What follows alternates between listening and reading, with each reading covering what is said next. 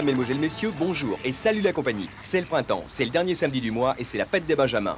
Vous avez bien mérité 15 minutes de télé à Vraise. Alors on y va, c'est Citévision numéro 33. Sommaire. De sa source à votre verre, venez écouter la rumeur de l'eau. Les handicapés dans la ville, pas facile. Un dessin, une aiguille et beaucoup de patience pour une déco à fleur de peau.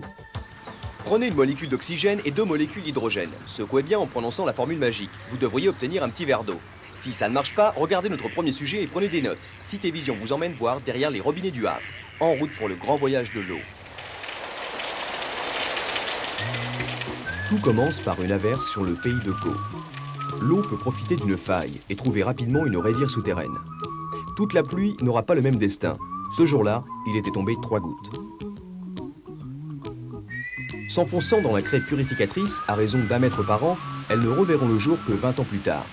Elles auraient pu prendre le chemin de Rouelle, ou plus à l'est, celui de Saint-Laurent-de-Brévedent. Mais nos 3 gouttes étaient tombées plus loin encore. Les voici qui surgissent au captage de Radicatel.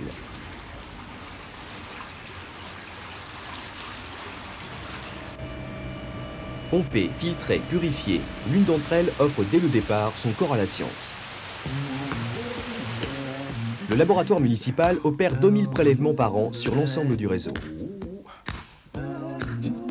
Les autorités sanitaires surveillent l'eau en permanence. Autrefois, chacun, en somme, puisait son eau sur place, chacun avait son puits, et de même, chacun avait sa fosse d'aisance. Et on imagine le cycle hydrique court entre les eaux usées et les eaux d'alimentation. C'était les grandes maladies hydriques, comme on dit, les maladies propagées par l'eau, typiquement la fièvre typhoïde, le choléra. Nos 2 gouttes rescapées commencent leur voyage organisé sous le contrôle d'un des postes les plus modernes de France. Il s'agit de s'adapter au relief du Havre, de jouer avec les courbes de niveau, de tuyaux en château d'eau jusque chez le consommateur.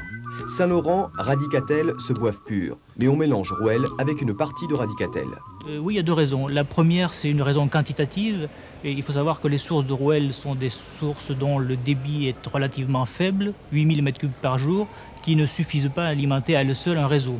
La deuxième raison, c'est une raison qualitative, et notamment vis-à-vis du paramètre nitrate. Le taux des nitrates des eaux distribuées dans le Havre varie en gros de 25 mg par litre à 40 mg par litre.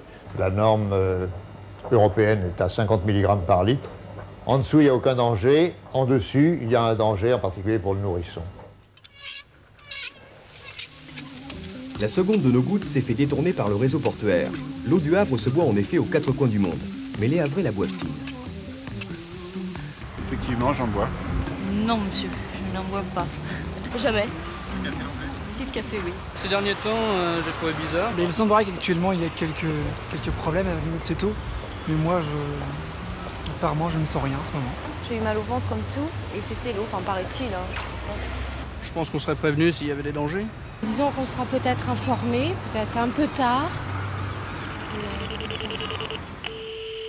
Depuis 15 ou 20 ans que nous suivons très régulièrement la qualité de l'eau en liaison avec le laboratoire du Havre, les cas de contamination par des bactéries ont été rarissimes.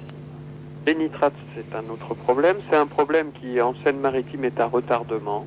La pointe maximum en nitrate liée à l'utilisation des engrais ces dernières années ne sera atteinte que d'ici 20 ans, donc vers les années 2010. Notre ultime goutte l'a échappé belle. Une fuite colmatée juste à temps lui a évité de se perdre et elle a pu rejoindre son réservoir. Le Havre est alimenté aux 2/3 par l'eau de Radicatel. Qu'arriverait-il en cas de pollution? Le captage d'Yport répondra au problème. Mais Yport, c'est loin. L'eau sera-t-elle plus chère? Des simulations financières qui ont été faites montrent que ce coût ne sera pas négligeable, bien sûr, mais que néanmoins, le prix de l'eau au Havre restera encore bien inférieur à la moyenne nationale. Je crois que c'est pas très cher quand même l'eau du robinet, si on regarde par rapport à l'eau qu'on achète pour boire tous les jours. C'est quand même plus facile de tourner le robinet que d'aller chercher les bouteilles. Hein. Bonjour, service des eaux. Bonjour monsieur. Pour le relever. Oui. Une rue frontière. Chez le voisin d'en face, notre goutte termine son périple. Les qualités gustatives de l'eau dans la prochaine décennie, à mon avis, vont avoir l'importance au niveau des consommateurs. Il faudra peut-être aussi penser à des équipements ou des recherches ou des modifications visant à améliorer la qualité gustative de l'eau. Elle va affronter l'eau de Saint-Laurent. Verdict? Pareil, hein. Sensiblement pareil, bah oui, pas de différence. Hein.